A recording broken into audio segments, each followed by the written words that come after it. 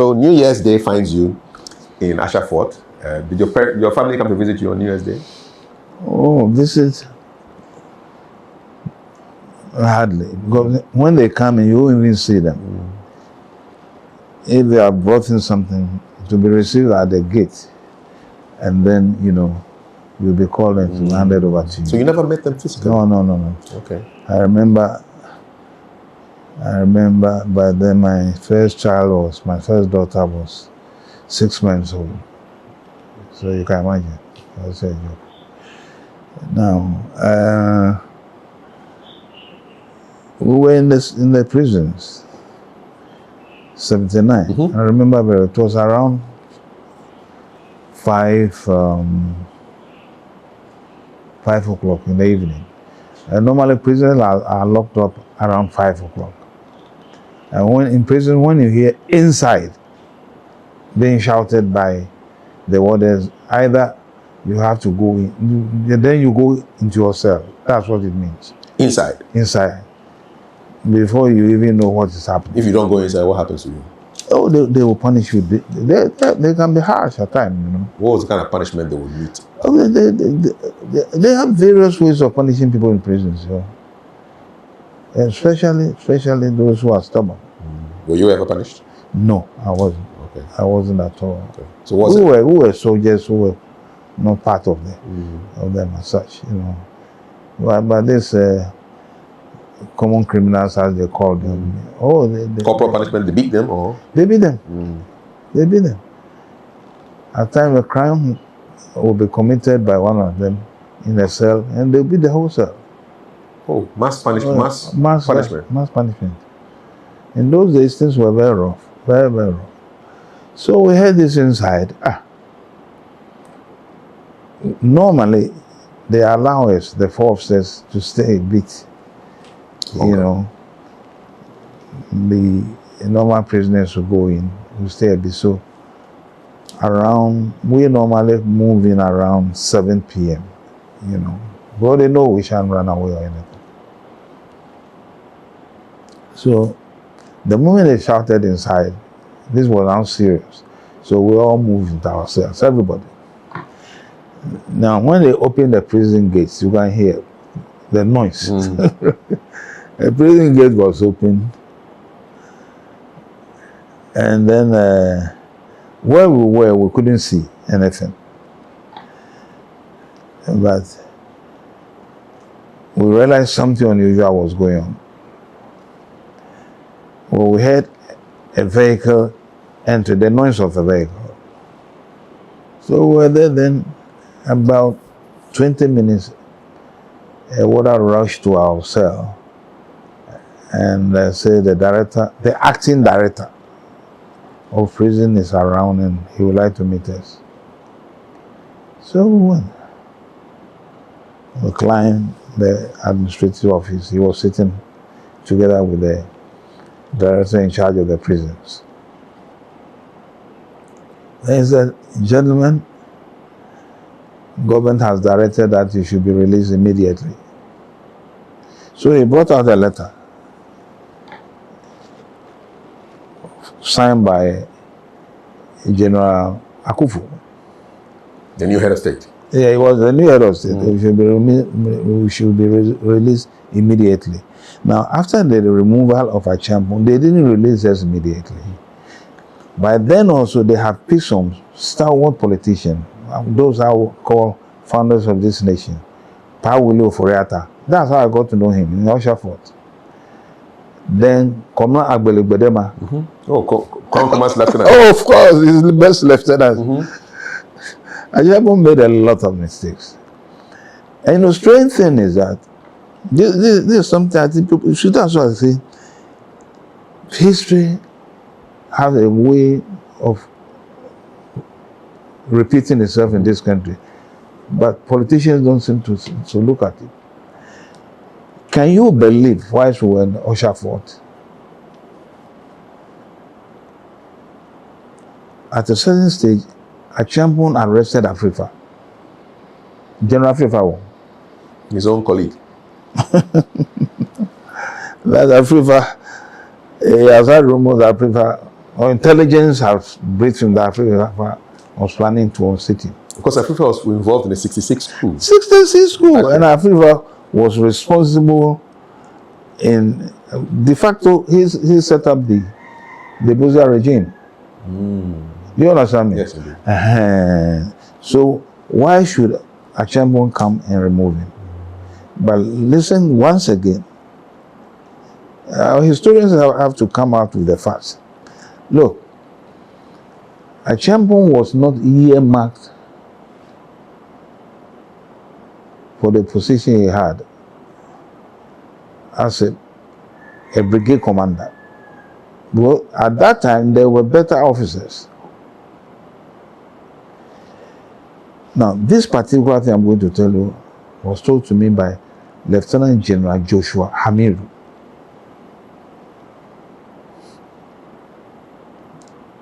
He said when he was in charge of military intelligence, he has gone to play tennis. And he had a call on his walkie-talkie that he should see the president-elect immediately. Oh, sorry, Prime Minister-elect immediately. And Prime Minister-elect was Buzia. Buzia. So he quickly went there at his Odoko residence. When he got in, they said, oh, the Prime Minister is busy, so you should wait a bit. So they gave him a seat in the waiting room. Then not quite long after, Afrifa came out with the Prime Minister-elect. He got up and of course, he paid his respect. And when Afrifa left, Buzia said, oh, the information I wanted, in fact, have been given by the general. But since you are in charge of military intelligence, listen to me carefully. I will still like to hear your views on certain things. So he asked him, how do you find your officer, Lieutenant Colonel I.K. Achambon? So he gave a little background about him. You know, as for military intelligence, anything you do when you are an officer, They put it in the they will file. know. They will know. So he gave some negative points about him, and positive issues also. Then he said he realized that the questions he was asking him was he has the intention of having him promoted. And by then, Achambon was commanding officer of 5 Battalion of Infantry. Listen to me carefully. The only place you can send him from that place is a brigade. And a brigade commander is a very powerful man. Well, he has a number of battalions under him. So he can move troops easily if he wants to. In those days, we have Southern Command and North, I think the same thing, and Northern Command. Actually, the brigade commander who is in the Southern Command is very powerful. So he realized, he said, what do you think about giving him a higher command? And Joshua said, he told him, sir, I don't think he's up to that mark yet. He told him. And then he left him.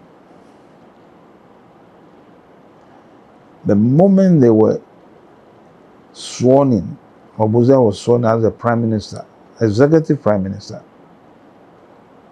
Achambon was made Brigade Commander, Acting Brigade Commander. Are you saying that Buzia disregarded the advice? Of course, if you have listened to him. Now, mind you, you don't know what Afrifa has talked to him. Yeah, listen to me carefully. So Acheampong was announced as acting brigade commander. Then immediately later on, they promoted him to the level of full colonel. A brigade must be handled by a colonel.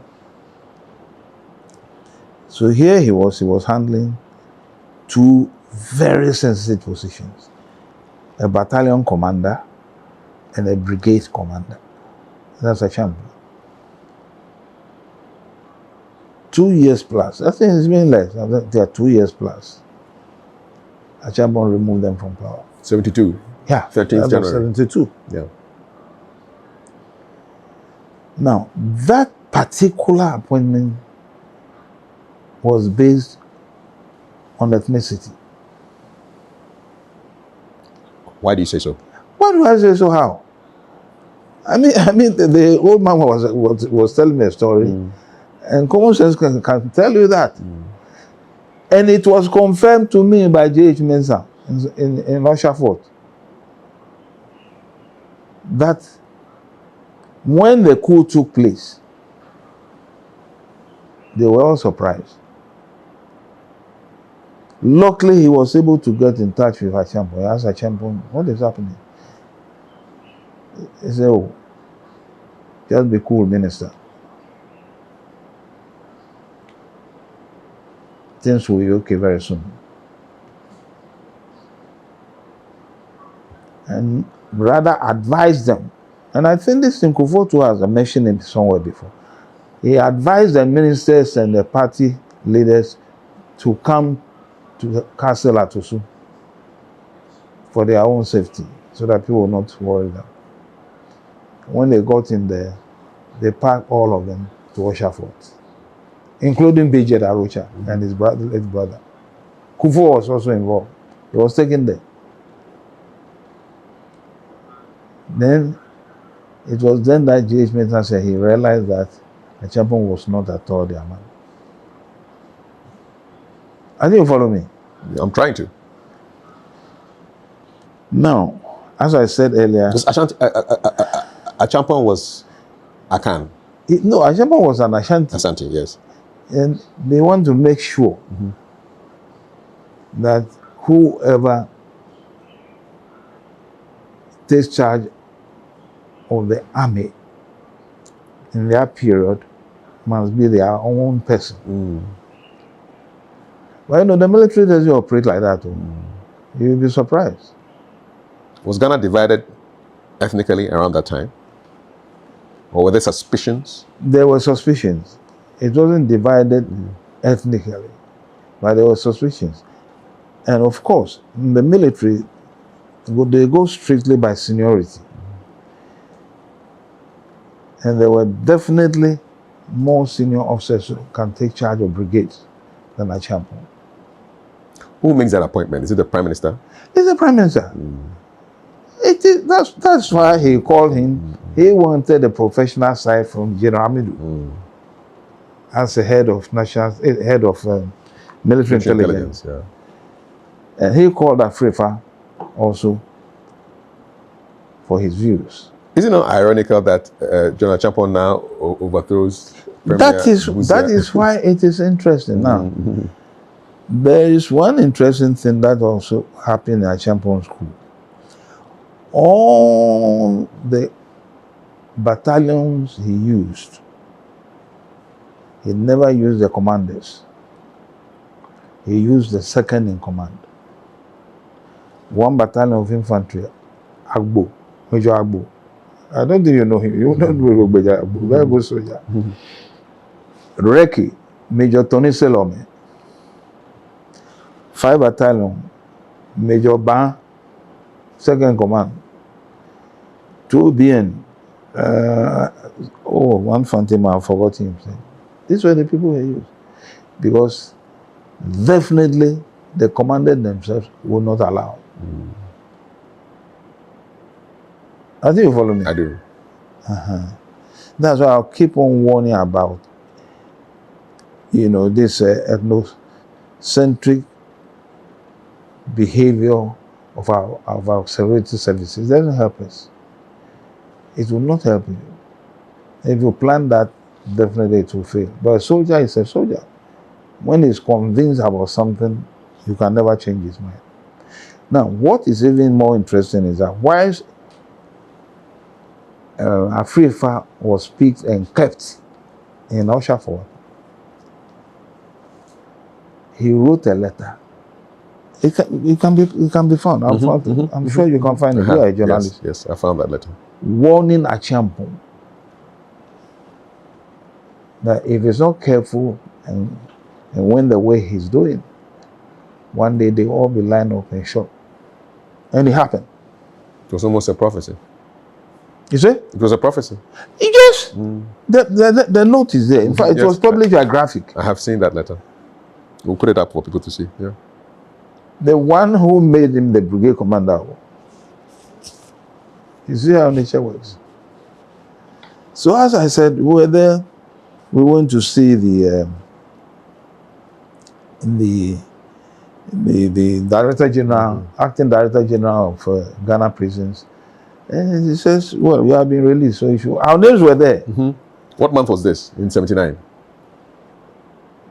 Must have been in May? I think it was in May. Because I had my birthday in prison. Early part of May. Yeah, early part of May. You celebrated the birthday in prison? Oh, how can you celebrate? Did you have any corned beef? Any corned beef? No, that thing was stopped. There was no corned beef at all. So, well, finally, then we took him home. It's a bit dark, and the telephone facilities wasn't like this. You follow me? So all we said was that we would like to sleep and go on the next. He said, no, you have to leave. Because you've been released. He said, the order is you must leave now. Immediately. So you came out into James. So we have quickly to get a phone call. By then it was normal, these phones, you know. Landline for our relatives and our partners to come and pick us. This is what happened. Which of your family members met you first when you came out of prison? I think my wife. She came there. My wife came there, and also I think George's wife came also, and then we all left together in 2 cars. And this happened before the May 15th uprising. Is that correct? I'm coming before. Yes. Now we have been released. Exactly 2 weeks after that was May 15th. And the funny thing is that we are recording this interview on the anniversary of the May 15th. Yes. Exactly 45 years ago. 45 years ago. And what happened was I have just been released, and I have started working with my late uncle at Nyaho Clinic. Were you dismissed from the army? We were dismissed from the armed forces. Letters were brought to us at Oshaford prison, and we signed. We were dismissed from the armed forces. There's no way we could have come back to the armed forces. Do you follow me? So I came and teamed up with my late uncle, who built the Nyaho Clinic. Yes, airport residential. Yeah.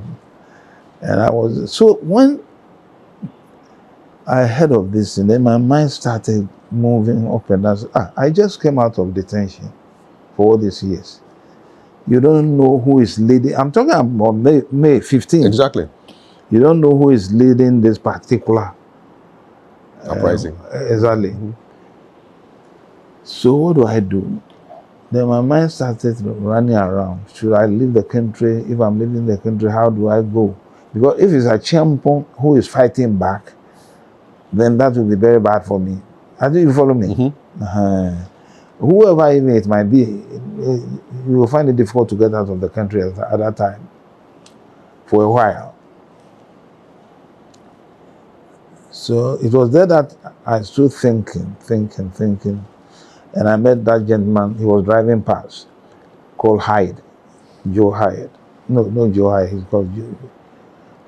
But they used to call him Zola, but it's a Hyde. He was an architect. Then I said, okay, let me go to the hospital. So I dressed up got into my car, drove to the clinic. On that May 15th? On that same day.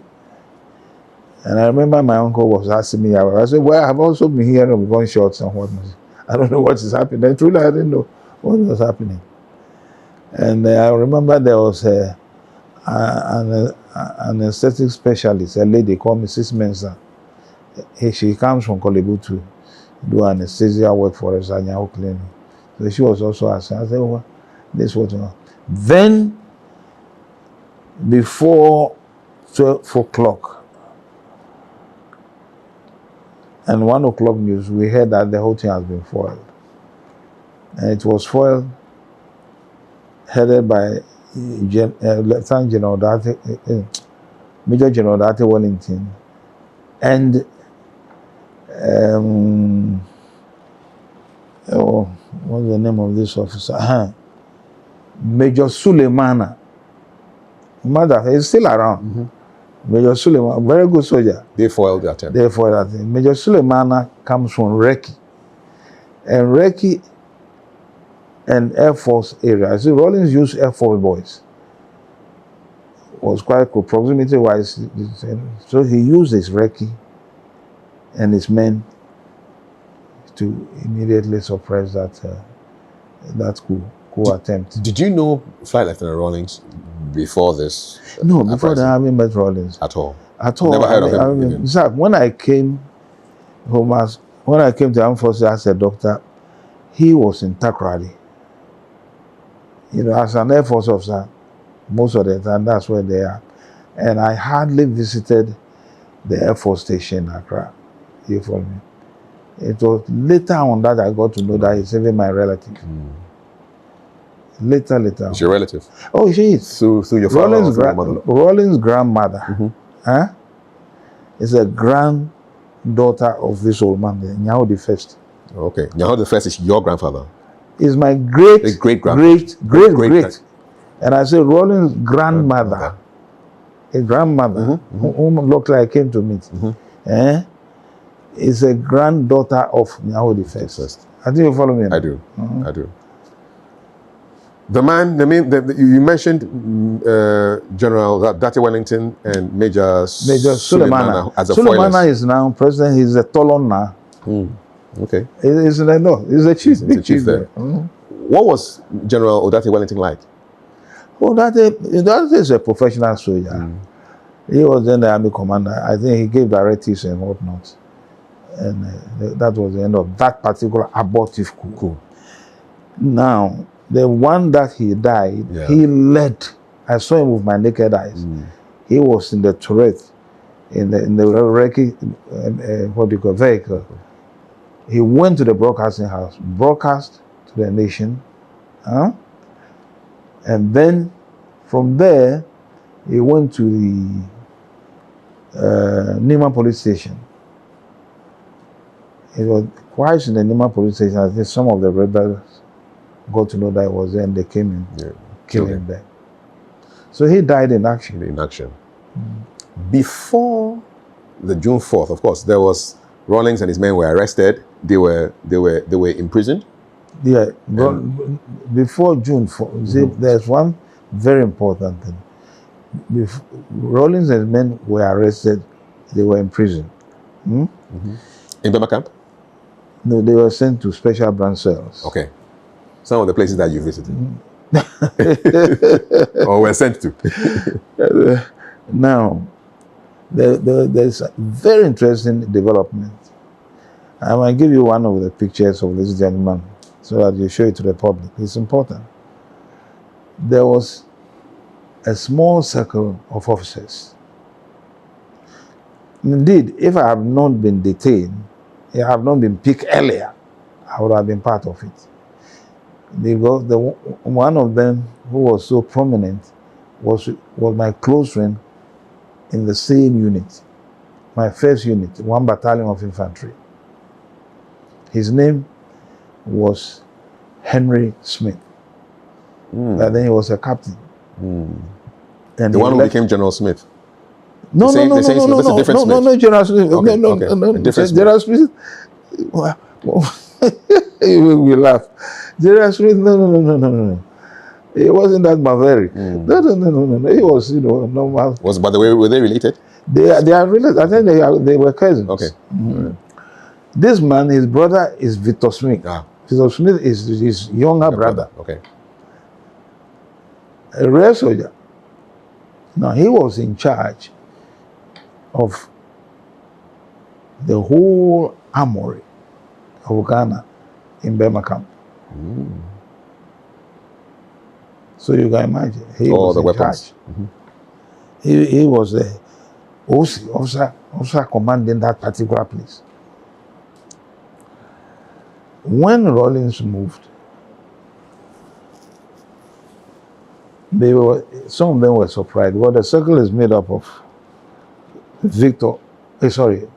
Henry Smith, who was then a captain, but later he left as a major. Major Smith, Major Boachejan, I think Mensa Poku.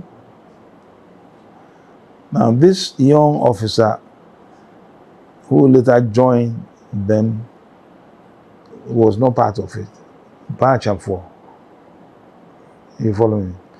Now, Jerry Rawlings was part of it, of the group, but he hardly, attend meetings with it. So, when Rawlings moved first, they were all surprised. Okay. I think you follow me? Yes.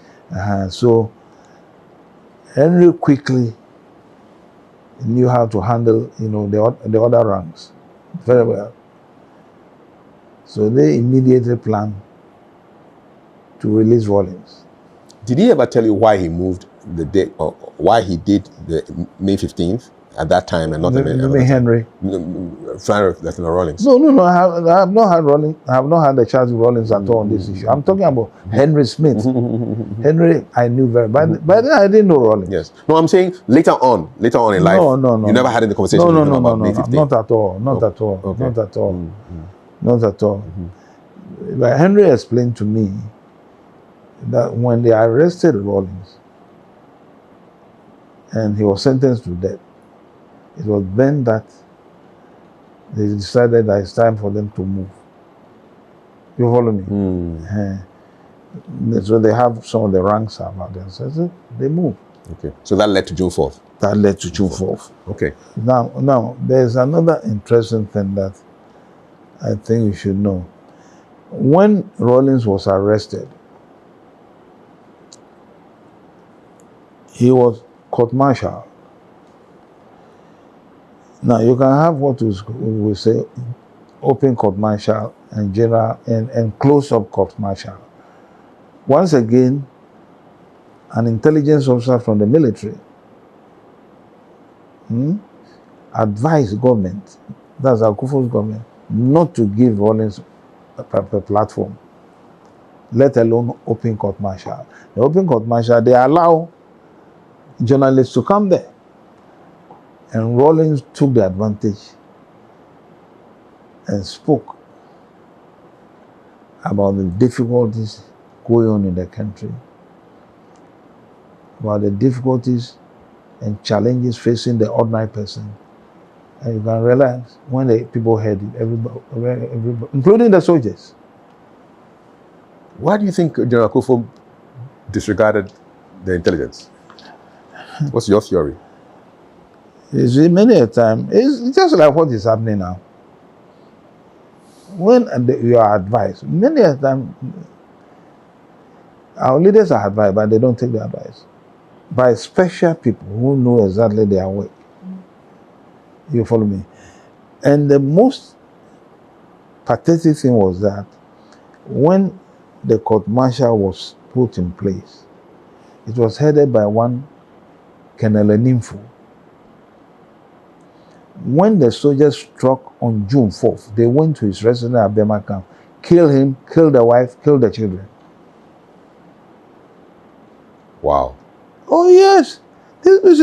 Why these things don't appear in our history books, I don't understand.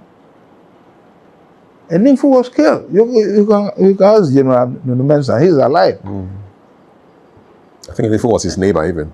Yes. Yes. He said so in the... He said so? Yes. In the interview I had with him. There you are. Very, very, very... And normally, you hardly see a Ghanaian soldier behaving like that. Never. So what happened? Killed the officer, Killed who his was the wife. chairman of that, what do you call it, court martial committee, killed the wife, killed the children. It's traumatic. Yeah. What happened to the Ghanaian psyche? Or the military, the psyche of the soldiers? These are soldiers doing this. That day, it rained heavily, I remember, the whole day. June 4th. It rained very heavily. And nobody knew what was happening. There was no government in place for almost 3 days. The press cannot say anything. I mean, people were dying. Over 300 people died. Soldiers and civilians. Where were you on June 4th? That's why I say June 4th. You were home? I was now a free man. But I didn't want to have anything to do. In fact, I've just been released from prison. What am I going to do? Tasting freedom. And my friend Henry later met me. And recently he came to Ghana. I will show his pictures to you. And then we were discussing and say, by then they have succeeded. That's the June 4th.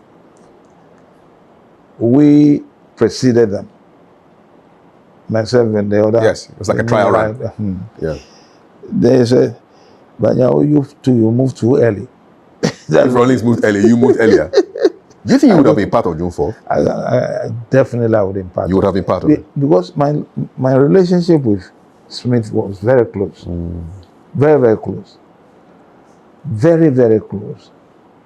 And I can't see how he would do such a thing, and I will not know. What did you make of all these? Later on, there were reports of people who were being brutalized, market women being stripped and caned, and soldiers going on rampage, roadblocks. What did you make of all of that? By then, now you were a civilian, technically. It was quite disturbing, you see.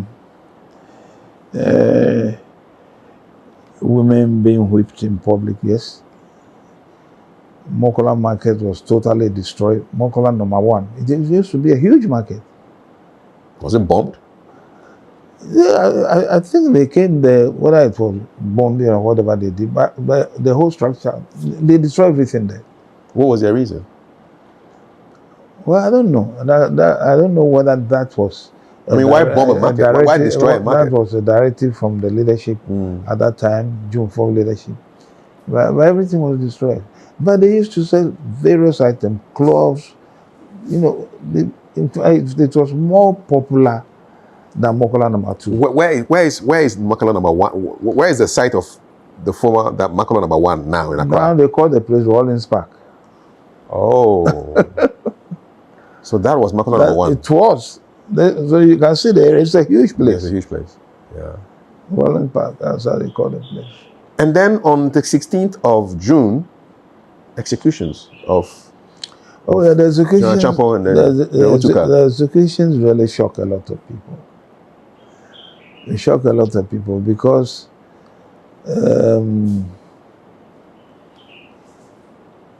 you see, when you are dealing with the ranks and you are not in control, that's why I have always been against this protocol list, where people are recruited. That's right. Based on, okay, this is your lead. Bring 10 people. Exactly. Bring 20 people. Exactly. Like a favor. Exactly. Because many a time they create problems. The one who has really been picked as a soldier, because they assess you well before they pick you, examine you properly, question you on certain issues. You see. Now, was there a protocol list in your time when you joined the army? You see? When you joined the army, was there protocol? No. When did you join the army? No. I joined the army in 1973. As a doctor already? As a doctor. Okay. How did you apply? How did you apply? After I finished medical school, I did my housemanship and everything. I decided, I came home for holidays, okay? And I realized friends that I know, most of them were officers. So I went back to, I would like to join the army as an officer also in the medical corps. Now, my late uncle who established Nyaho Clinic was a soldier. He was a colonel. He was the first Ghanaian to head a military hospital. In fact, if you go to the hospital now, you see Tamakloe ward. Yes. Yeah. So I said, oh, why don't I join the army to have some experience also? So I wrote to the Ghana Armed Forces. And then I had a reply from Defense Advisors Office in London. I was in Prague. I had a reply from Defense Advisors Office in London, inviting me for an interview. In London? In London. Okay. So I came. Because you went to medical school in Prague, former Czechoslovakia. Exactly. So I came. And there were quite a number of doctors there. We were more than 15, and nurses. And I saw 3 British officers in uniform. 2 male, 2 male and 1 female. They were all in uniform, military uniform. Then, by then I've never met him. I saw also then Lieutenant Colonel Anokwenu. Then I saw another person who later became very close with me. Both of them are very close with me. Another colonel, another major, he was a major, called Major Francis Ajamfran. He passed on recently. Not knowing Kwenu was in charge of the, what do you call commission. Commission, okay. Yeah. And he was assisted by the British officers. And Ajamfran, as a major, was the secretary to the commission. So they finished with a friend of mine called John Cobner. He was a dentist. He was the first to be called. I was the second. Now when I was called, then I noticed that Arnold was, I've never met him before. Neither have I met Ajamfran or anyone. They took me through a lot of things. And then one remarkable thing that I remember they say is that many a time when some of the doctors enter the army, they think they are higher than regular officers. I don't know. And if you follow my track very, very carefully, I was very close with the ranks and officers. You don't even use your doctorate this thing on just your rank. So after they asked me, drilled me through a lot of things, then the white man asked me a question, whether I've heard of this thing that involved Nixon. Watergate. He wanted to test me. Your current affairs. And current affairs. Believe me, I'm somebody who reads American magazines a lot. You were ready for them? Oh, I gave them where it took place, everything. And then they say, I should go and wait. So it was the room that my colleague, the first person, had been asked to wait, that I went. So I asked, but why should they ask us to wait? The others are going. He said, he himself, he doesn't know too. Then after they finished, they took only 2 of us. You and the dentist? Myself and the dentist. 2 of us. How many was the pool? How many of you applied? Or how many of you were there that day? Those who applied, I can't tell. But how many of you were there that day? Doctors who came, there were about 15. Okay, and they took only 2. That's a lot. Yeah. So. And nurses. In fact, the nurses they took, later I think they came to 37. So, immediately then they say, somebody should we should go to Harley Street. If you know London, where Harley Street is where they have top hospitals for medical examination. So we went there. And I remember, it's long ago, but I still remember Dr. Obin. One Dr. Obin who is a specialist, top specialist, a Ghanaian. He was the one who had the local tests, examiners, and whatnot. And then Obeng got to know that I'm a nephew of my uncle who established Nyaho Clinic. So he bought a pack of, my uncle likes golf a lot. So he bought a pack of golfs that I should come. When I come, I should give it to him, which I did, you know. Then from there, we came to Military Academy Attaché for training. What was training like? Training just with other ordinary soldiers. Officer training. Yeah. As an officer, you go through map reading, all sort of things, shooting, like a war training. Then I remember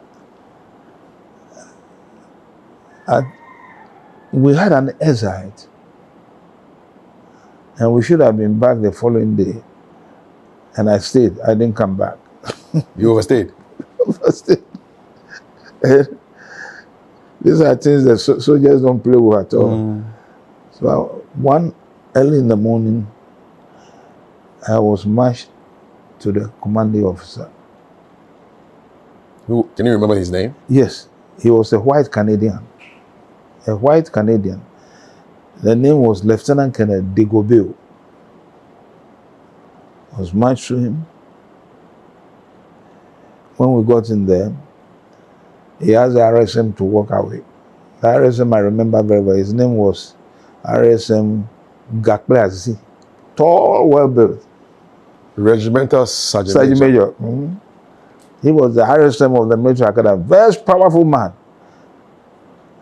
Very, very powerful man. I remember one time we were at parade. When we were at parade and they are doing inspection. Normally the RSMs and others will do inspection before they hand over to the officers. Then at the parade, of course, you can't move with your rifle and everything. Then he shouted. He called his sergeant. Sergeant! He said, yes, sir. The sergeant marched to him, halted.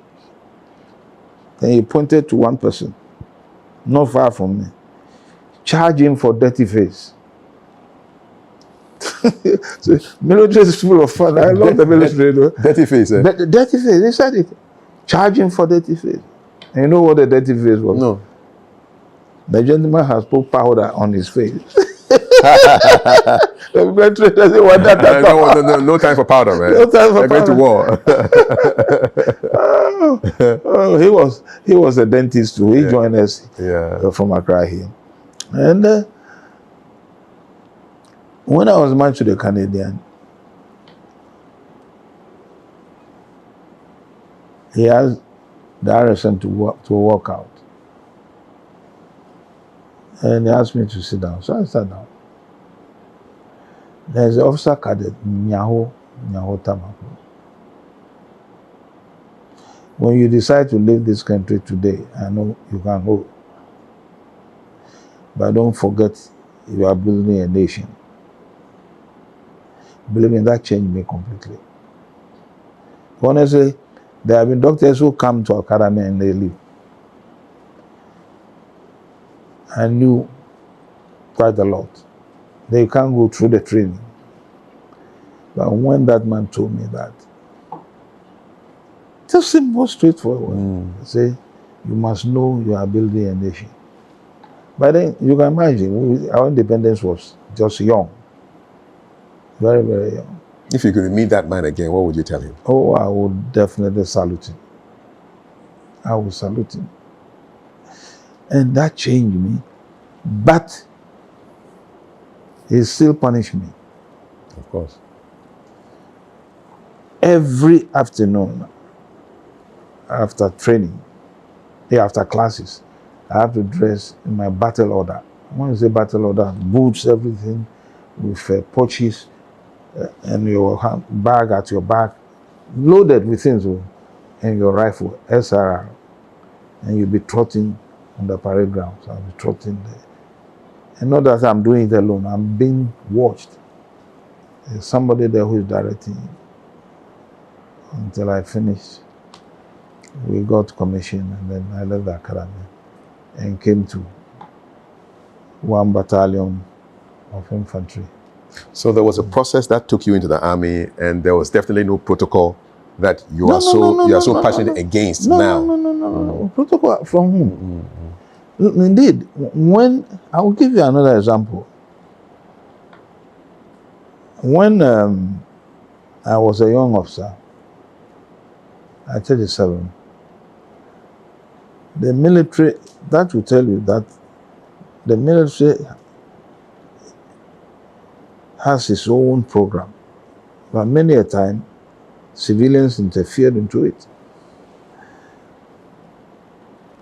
I remember very well, I was put on a recruitment team headed by a Lieutenant Colonel.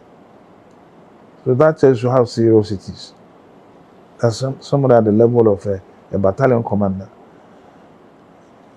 And our duty was to visit all the regional capitals. By then, we had about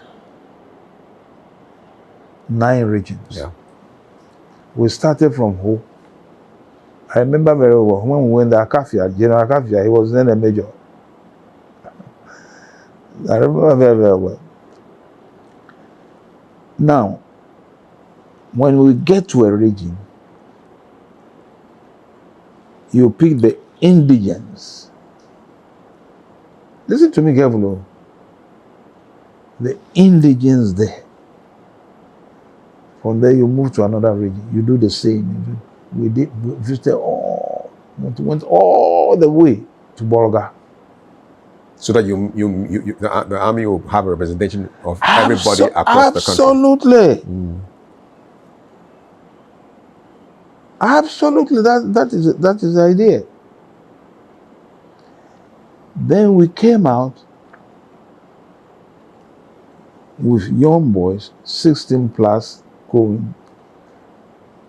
We were trained those days, some at Kumasi and other places.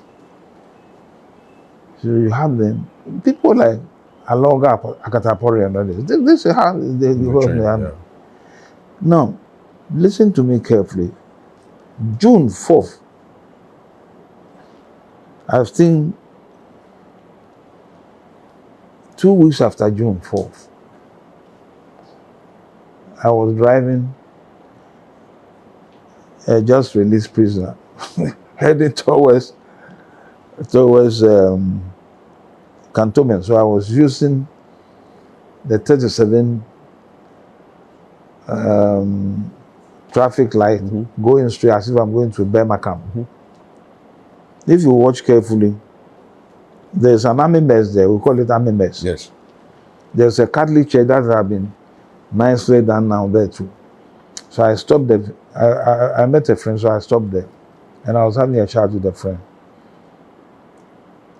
The moment the friend left, when I was about to enter my car, a pins goer, you know a pins goer? Yes, the military vehicles. A pins goer came, packed with smart-looking other ranks. They were about 7. And they stopped right by my car. I wasn't afraid though, but I don't know them, so I don't know exactly what. Maybe they stopped to pick something up. Then they all came up smartly. Then their hands went up. Good afternoon, sir. I wasn't in uniform. And then one of them said, sir, you were the doctor in charge when we were admitted into the armed forces. So I say, oh, young man, what are you doing now? He said, sir, 5 of us are on the council of the Armed Forces Revolutionary Council. 5. Young other ranks. Young other ranks who were then running the country. Their ages would have been what? At that time? We took them in 74, and this thing happened in 79. So early 20s, early 20s. running a country. But that is what happened here. The other ranks were running the country. You see, these are things that Ghanaians must know. Boys that I personally put in the armed forces, not because I know them, but as a doctor, fit. They were fit enough. I'm the final authority to say you are qualified or not qualified, medically maybe. They recognized me, stopped the vehicle, came, gave me a salute, and they told me there's one only name that I can remember, I always remember, and it was something like something Tete. When they left, did you reflect on? Oh, I did. On the situation. I did seriously, because I said, life is an interesting thing. But look at what I passed through, and finally, right down from commissioning, training, getting to the force, getting into the what do you call it?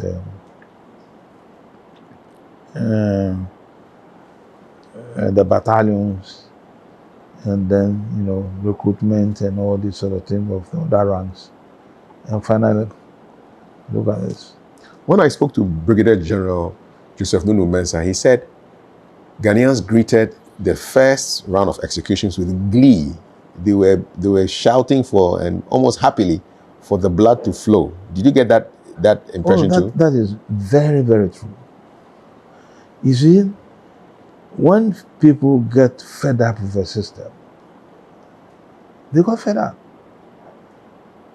They got fed up, number one, with the officer corps, because by then officer corps were those who were leading them. And they think there's a lot of corruption going on also in the armed forces. You follow me? And Ghanaians themselves were also fed up with the military government. And the shouting for blood was done mostly at the University of Ghana. The students. The students. The academics. Let the blood flow. That was what they were saying. Whose blood? Whose blood? Anyone they find to be, what do you call it? Anyone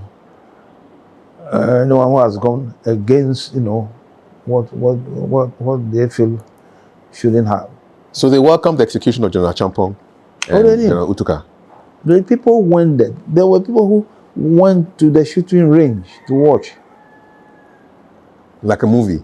Like a movie, they want to see. People were rushing there to watch. Some maybe out of anxiety, some also,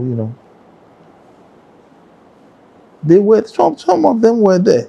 And indeed, from what I heard from my friend, they were, the other ranks were pressing for more officers to be killed.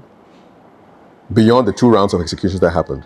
Oh, it should have been third. It should have been a third round, yes. Should have been General Nunu Mensah said there was actually a third list. But that's what I'm saying. That's what I'm saying, that from the information I had from my friend, Henry, there was pressure from the other ranks that more officers should be killed.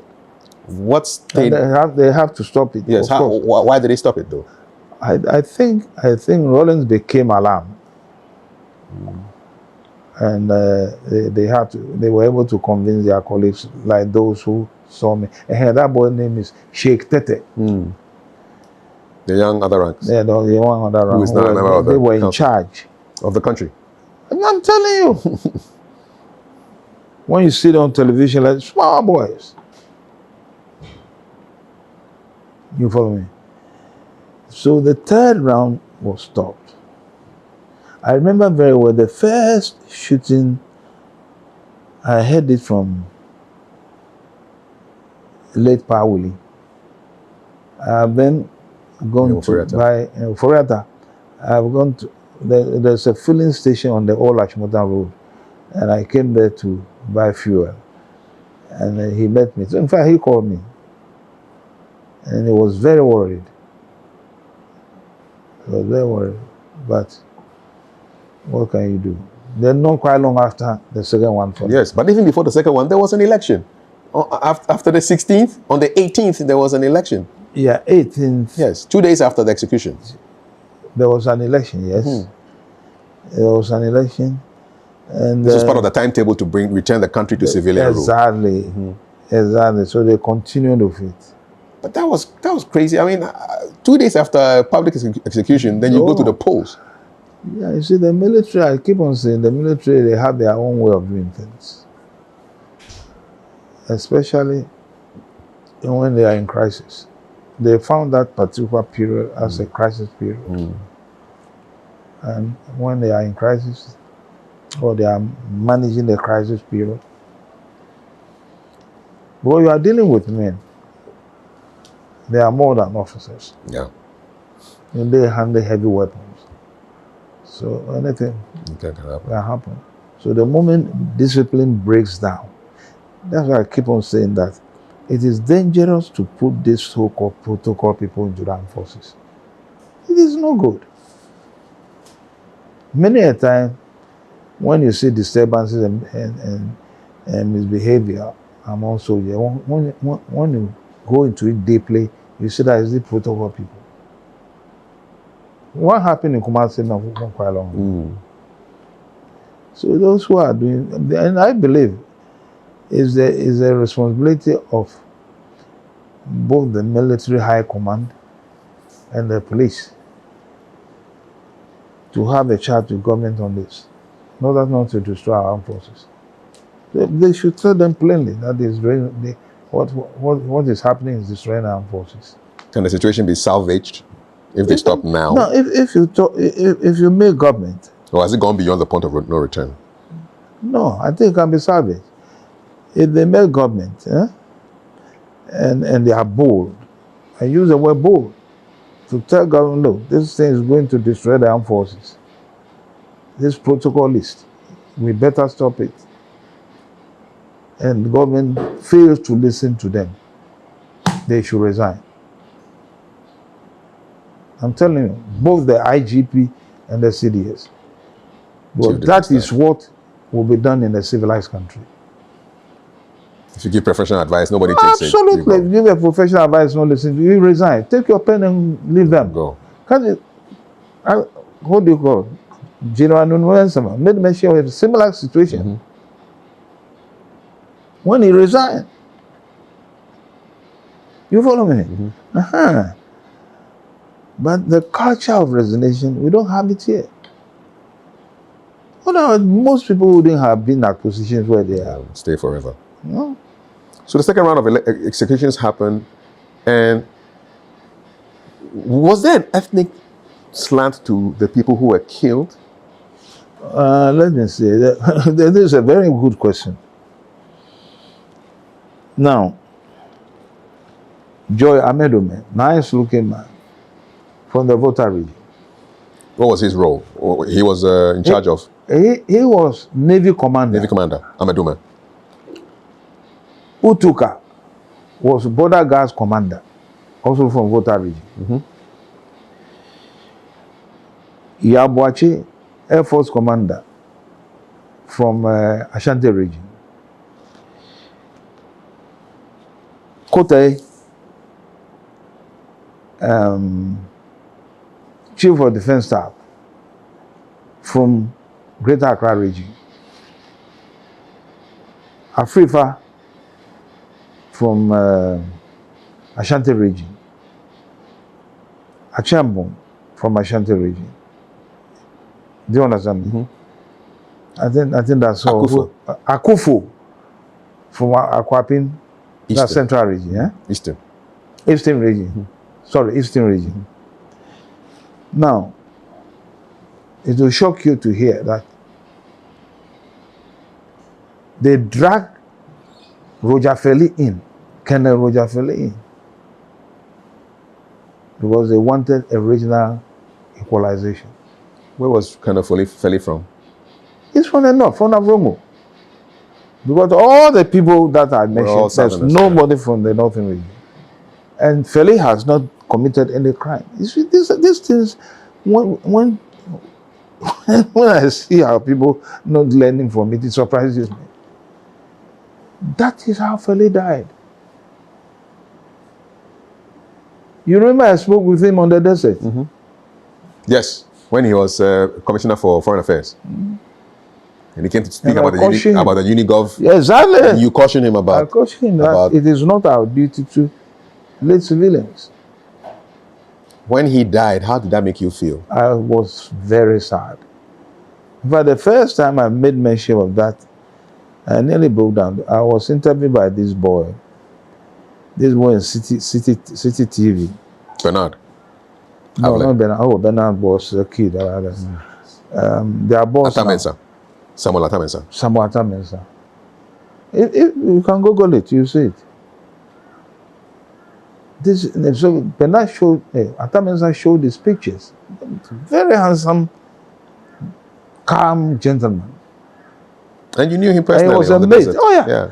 He was a mate of Nunu Mensah in their group. 5 officers in Sandhurst. Because of his gentleman's dress was well, and he speaks well. You know, they put him in the foreign ministry after a while. So it was there that he died. If only he had listened to you. Well, listen to me. Young captain on the desert. Listen to me. I just drew his attention. Yeah. And one interesting thing is that I'm sure Nunu Mensah will tell you that soldiers have not been trained to rule civilians. Do you understand what I'm saying? No, not at all. So the practice where the little thing you bring a soldier in is not good. They have their own way of living. If you're in the battalion, then you understand me properly. Soldiers should not be brought out to electoral process during the voting. No. A soldier will not shoot to wound. He will shoot to kill. So do you agree with these joint patrols, military police patrols in the anti-Galamsey illegal mining fight? There, would you want to put soldiers? No. In those, or you would still want to keep the police? If that responsibility has been left in hands of soldiers alone for the patrol, and they know their target, that thing would have stopped long. Galamsey would have ended. I'm telling you, rather mixing them is what is creating the problem. Because they have command structure. You follow So me? do the police. That's why I say you don't mix the police with the soldiers. They are, you see, are trained police differently. sees to internal civil problems. Soldiers, external. They defend the country. You can't mix the two. It will never work. And that's why it's not working. So Unigov was even doomed to fail from the beginning, right? When you have all these police and army and civilians all mixed together. So that tells you that Unigov definitely wouldn't have worked. See, but the mistake also we still make is that as a political class, we fail to learn from what has happened before. But what has happened before can happen again. I'm telling you. Where do you think this amnesia or this refusal to just even look at history and draw lessons is coming? Where is it coming from? Is it the media did what? Well, people just don't take notice of what happened in history. Is it that they don't know, or they see what is happening and think it can't happen to us? Well, I think it's the nature of the black race. You think it's genetic? But we think, to begin with, we really don't do much with history. That's our problem. But history is there as Malcolm X used to say, in this world, history is the best teacher. And when you have a problem and you cannot solve your problem, look at others who have similar problems. So go back like yours. And you find out how they solve their problem, you can solve your problem. That's Malcolm X. Isn't it ironic that we have a philosophy in Sankofa where you go back and find stuff to progress, and there's so much unwillingness to go back into history, pick what is good from there, or pick lessons, and then use it to progress. Yeah, that's what I said. We don't value history. Don't value it. Yeah. Because history repeats itself all the time. And those who are sharp, the civilized country, they know it. History repeats itself all the time. And history is repeating itself. You can see the signs, even here in our country now. You think 2024 is looking like 79? Well, with the level of corruption, particularly younger generation in politics, we have to be careful. I'm telling you. I have seen through some of these things. I'm not a small boy talking to you.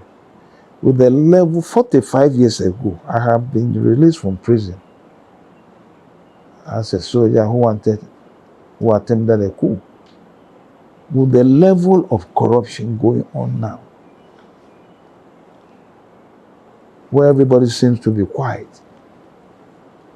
I mean, look at what happened to the judges. I remember. You remember the killing of the judges? The 3 judges and the army officer. That they held a sermon for them right in front of the Supreme Court. I was there myself. You know the Samoa brothers, Kakra Samoa, and Penny also. For the Penny has passed. You can ask Kakra Samoa. His father was then the head of the Methodist Church. He preached that day. Reverend Samoa. What have we learned from it? Have the judges changed? You see, I don't know. It's frustrating. Have they changed? Right, not quite long ago, judges were accused of taking bribes.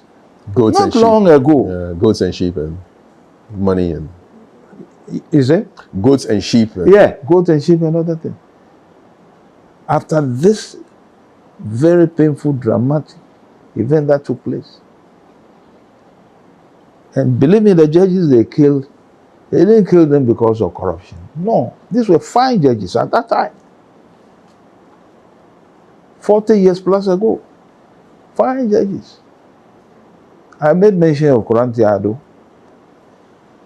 who saw to the case of, who sat on the case of Judge Mensah and IC. Yeah. And she gave judgment, the right judgment. Yet look at what happened to her. And we still don't know. When people are misbehaving, I don't seem to understand it. Recently, I heard the Chief Justice, the present Chief Justice. And if you are going to say anything, a Chief Justice, that maybe the magistrate say it. Coming to praise the president. And I have never heard it anywhere before. I don't know what I heard about that. The Chief Justice showering praises on the president. Now, when you have a case, the state versus somebody, how are you going to manage it? A chief judge, I was shocked. So a lot reminds you of 79. And 79 was filled with so many events. It still hadn't ended because after those 2 coup attempts, one of which was successful, after the 2 rounds of execution, after the 2 rounds of elections, Ghana had a new president, the third head of state Yeah. in that particular year alone, Dr. Hilary Man. Hello. And so he's sworn in September of 79. President Rawlings hands over power to him. Reluctantly. Reluctantly. Because Rawlings has been to Cuba. Listen to me carefully. During his short reign, he went to Cuba. And Castro, there's one thing I forgot. Let me finish that one. When Rawlings was given the platform and the military intelligence advised not to allow the public to come in, at least the press. After the May 15th uprising. May 15th uprising. Similar thing had happened in Cuba in 1950 something, 58 or I don't know when. When Castro seized power, Castro first attempted, he was caught. When he was tried, he was given the opportunity to speak. And that was when he touched on the downtrodden, how they are suffering and whatnot. And he had the mass support. So if General Akufo had listened to history, then, he would not have and made that mistake. The person who made that particular remark was called Major. Then he was Major Ano Ojija. But he left the army as Director of Military Intelligence during Liman's period as a full colonel. He repeatedly told government what is going to happen. Government didn't listen. And it happened. He advised the Liman government. Yes! He even gave them the minute. Was he the one who also advised against the open trial? No. That was somebody else. Another military intelligence guy. He is a pure military intelligence. He will give you the intelligence report. For you to go and make your decision. And then, you follow me. He left. So President Rawlings, Lieutenant Rawlings went to Cuba. He went to Cuba. To meet Castro? And they met Castro. I'll see what I can get some of the pictures and show it to you. Every Castro gave him a shotgun. Now, by then, when he briefed Castro that he would like to hand over, Castro told him, don't make that mistake. Oh, Castro advised him not to hand over. If some of these AFRC people are alive, they should come and challenge me. If they are alive. Castro won him. If he hands over power, he will regret.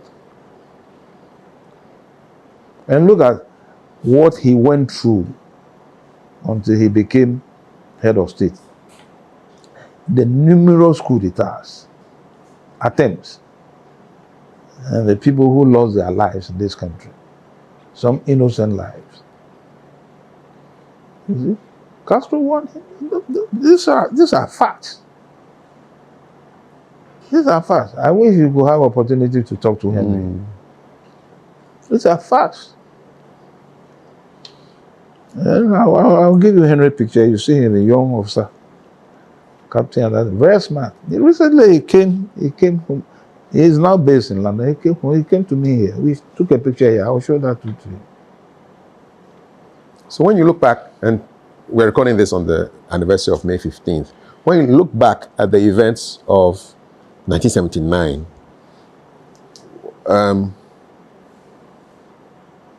what lessons do you draw from these events, and what do you want Ghanaians to learn?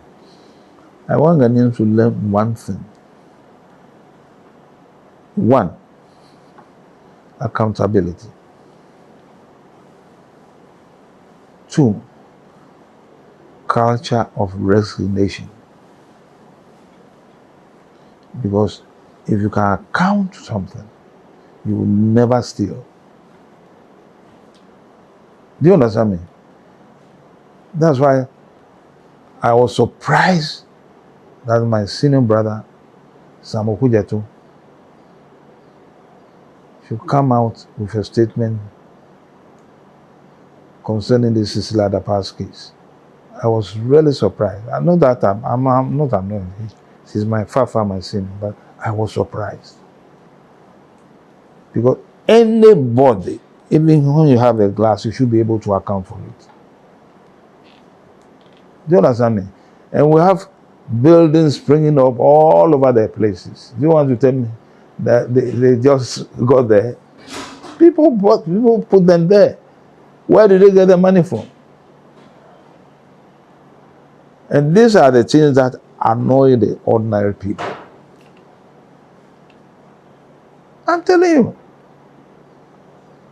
I am telling you.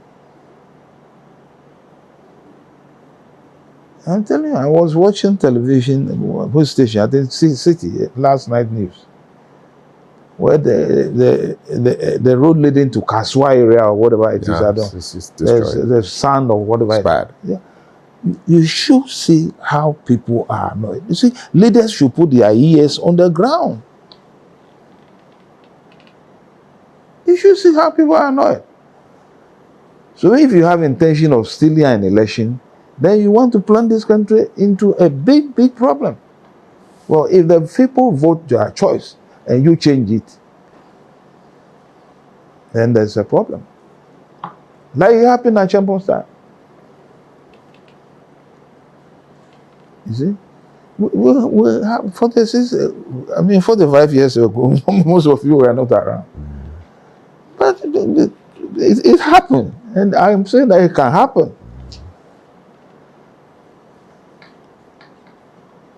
When I joined the army, I didn't for a second thought I will go through such things. No, look at what I've taken you through. My first arrest, not arrest, in fact, it's important these things come out, but they are in my book. When I was at Michel camp, one afternoon, my Batman, you know a Batman, like your assistant, came to tell me that I have a visit. That was my first contact with the military intelligence. Who comes in, or who came to me, two gentlemen. One I know very, very well. The other one I haven't met him before. Captain Su, you have heard his name before. Joel. And then he was also a captain at that time, Captain Wallace Badema. I'm sure you might have heard of him. They came to my house. I received them in the hall, we were chatting. Now, Su was doing most of the talking. And his talk was around Achampo. And I knew that he gave Achampo a lot of support in the school. Do you understand me? So I didn't understand. I was very new in the military. I didn't know in most of the commanders. He didn't discuss anything that I would say is subversive. When he left my place, he went to another chap next to me. I told her I have a friend, Major Henry Smith. His bungalow was next to mine. I didn't even know he was going there. He went there, the two of them, and had a chat with him. Then, in the evening, Henry called me and said, "Nyaho, was who in your house?" I said, "Yes, who was here?" He's alive. We can call him if I ask him. He said, "So who was here?" He said, "Have you taken any action?" I said, "What action?" He said, "Well, he came to me, the fact that he was there, and issues that he was trying to discuss with me, I reported to the military intelligence." He told me. And he advised me I should do the same. I didn't do it. I didn't do it. I was in my office when the commanding officer called me and told me that I should report to Burma camp and see, by then, whether that lieutenant colonel or a major, as it's called Ako, deputy head of military intelligence. I think he took over from General Nunu Mensah. I went there straight, I was under arrest. Straight to Kawukudi Junction place I was talking to you about. They have a lot of buildings behind. We should just try and drive, you see. I was given a paper, write my statement, what I discussed with you. My first experience. I have not discussed anything so that I find subversive. So I stated everything on paper. And then they asked me to call somebody to come and bail me. I called my father-in-law, my late father-in-law. He came and bailed me. And I went back to the unit.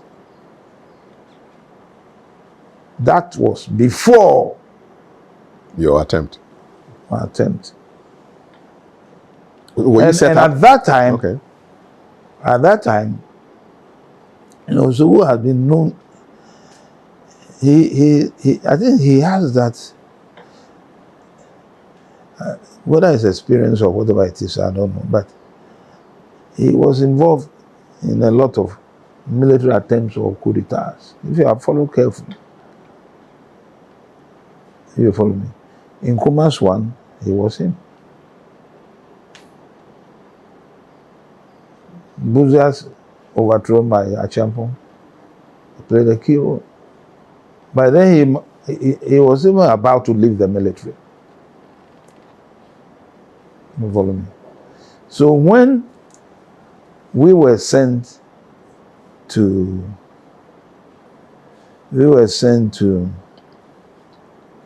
Nsawam, I don't know how he got to know, because they had then been sentenced to death.